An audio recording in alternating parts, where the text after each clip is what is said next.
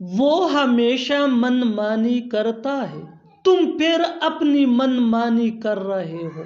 उसे अपनी मनमानी करने की आदत थी, उन्होंने वह भी अपनी मनमानी की। इन जुमलों को गौर से देखो। ऐसे जुमले हम अपनी डे टू डे लाइफ यानी रोज़मर्रा ज़िंदगी में ज़रूर बोलते या सुनते हैं दूसरों से। ऐसे जुमले हमें रोज़ बोलने या सुनने को मिलते हैं अपने डे टू डे लाइफ में। इन जुमलों में हम कह रहे हैं मनमानी, यानी हर सेंटेंस में मनमानी कॉमन मुश्तरक है जो बार बार रिपीट हो रहा है हर सेंटेंस में। इसके लिए आपको यूज़ करना होगा इंग्लिश में own way.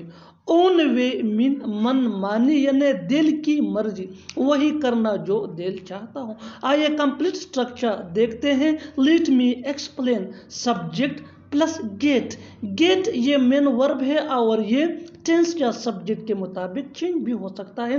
Plus possessive adjective यानी my, our, your, his, her, their plus own way.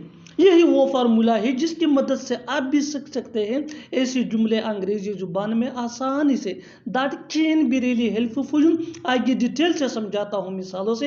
Here are some example for better understanding. Make sure to watch this video till to end. इस video को skip मत करना, अच्छी तरह समझने के लिए इस वीडियो को पूरा देखना। वो हमेशा मनमानी करता है। He always gets his own way. He always gets his own way. बिल्कुल स्ट्रक्चर को हमने फॉलो किया। Next example for better understanding. तुम फिर अपनी मनमानी कर रहे हो। You are getting your own way again. You are getting your own way again. Next example for better understanding. उसे अपनी मनमानी करने की आदत थी।